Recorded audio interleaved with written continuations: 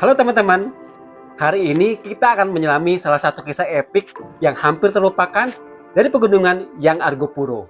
Setelah sebelumnya gue bercerita tentang orang Eropa dan pesawat pertama yang mendarat di alun-alun Sikasur tahun 1935, kali ini kita akan mengungkap sebuah rencana ambisius yang pernah digagas di atas ketinggian 2.200 meter di atas permukaan laut, yaitu sanatorium, hotel, bahkan kota pegunungan bergaya Eropa bernama Wilhelminastadt. Tapi mengapa proyek ambisius ini akhirnya gagal? Yuk, kita ikuti kisahnya. Siapkan imajinasi kamu, karena kita akan melakukan perjalanan ke masa lalu, ketika dataran tinggi Yang Argopuro hampir menjadi pusat peradaban Eropa di pegunungan di Asia Timur.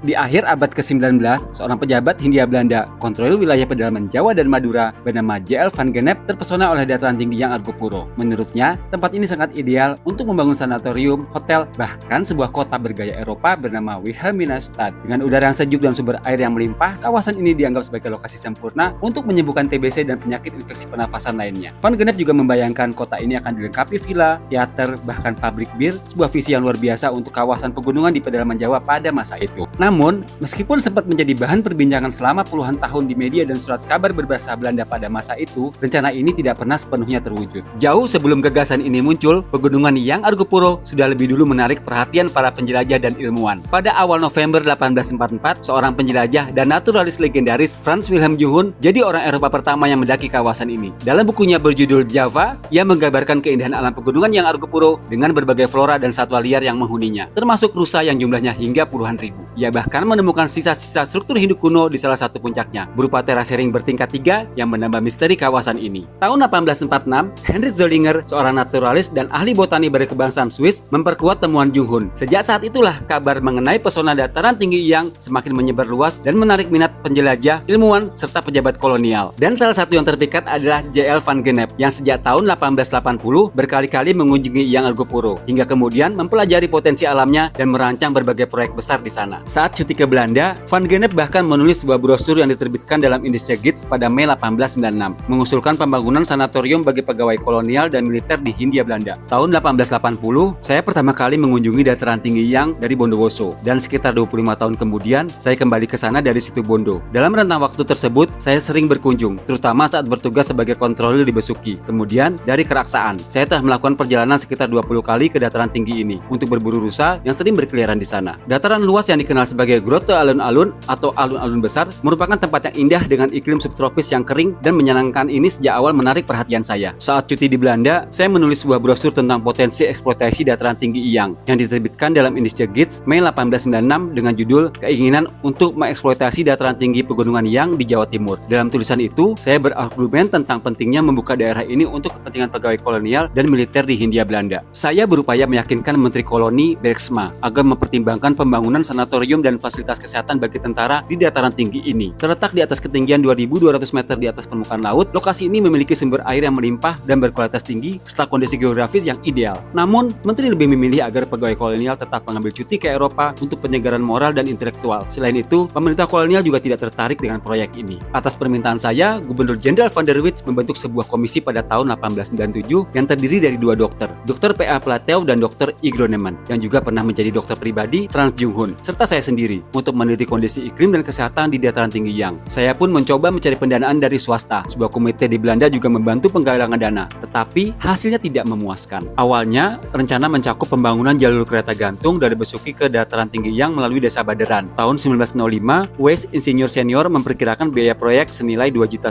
gulden untuk jalur kereta, ditambah 1,5 juta gulden untuk pembangunan sanatorium, pusat perbelanjaan, rumah potong hewan, dan fasilitas lainnya. Pendanaan rencananya diperoleh melalui penjualan tanah di dataran tinggi ini untuk perumahan, villa, pertanian, peternakan, dan industri. Dengan iklimnya yang sejuk, dataran ini sangat cocok untuk budidaya hop atau bahan baku bir serta peternakan. Namun, investor tetap enggan mengambil resiko, meskipun perhitungan menunjukkan bahwa proyek ini bisa menghasilkan keuntungan dalam beberapa tahun. Tahun 1906, 3 lahan di dataran tinggi ini dengan luas total sekitar 1.105 hektar diperoleh dengan hak sewa jangka panjang. Namun pada tahun 1916, lahan hak konsesinya dijual kepada Ber Ledebour, saudara dari A.J.M. Ledebour, yang sejak saat itu menggunakannya untuk peternakan domba. Kini dengan berkembangnya teknologi otomotif, jalur kereta tidak lagi diperlukan. Sebagai gantinya, jalan raya dapat dibangun dengan biaya lebih rendah, seperti Tosari yang kini dapat diakses dari Pasuruan dengan kendaraan bermotor. Saya mengusulkan 3 rute utama ke dataran tinggi ini. Pertama, dari Besuki via Desa Badaran menuju Grote Alun-Alun. Lalu, dari Keraksaan via Air Dingin melewati lereng Argopuro dan berbelok ke Grote Alun-Alun. Terakhir dari selatan, yaitu Tanggul, wilayah Jember, melalui perkebunan Kedaton lalu Grote Alun-Alun.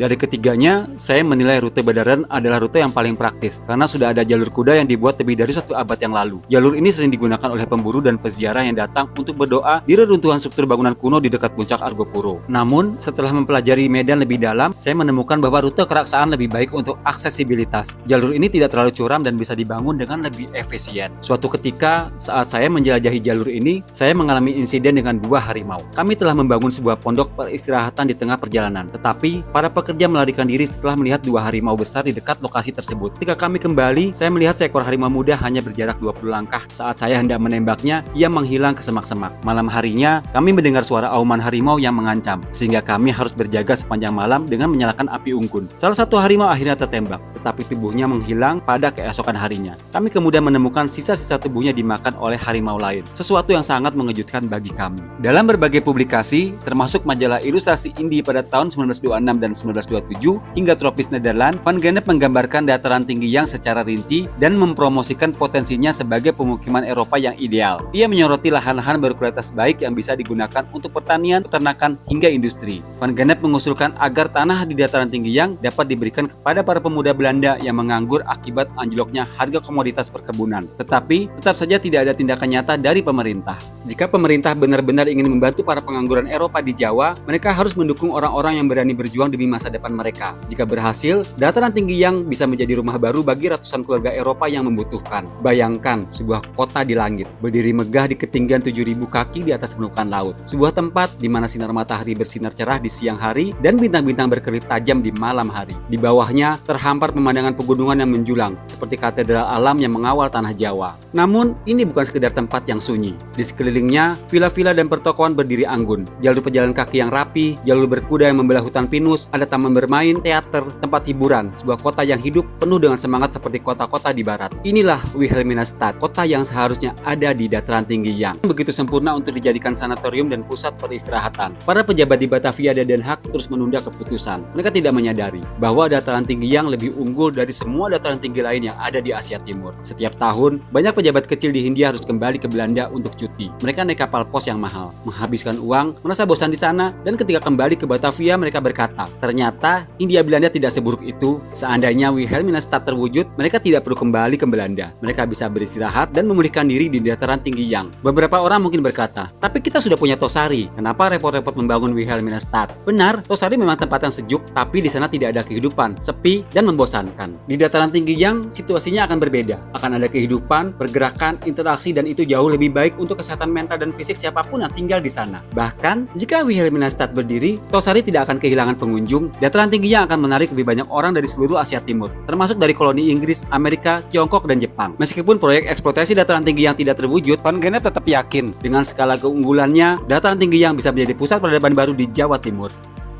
Begitulah kisah pembangunan Wilhelminastadt, kota pegunungan bergaya Eropa yang nyaris terwujud.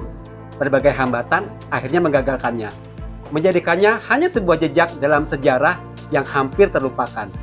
Kini, sisa-sisa impian itu mungkin masih tersembunyi di balik kesunyian pegunungan yang Argopuro. Bagaimana menurut kamu? Apa yang ada di bayangan kamu jika sanatorium dan Wilhelminastadt akhirnya berdiri di pegunungan yang Argopuro? Apakah akan bertahan hingga sekarang atau akan menjadi kota mati di tengah pegunungan?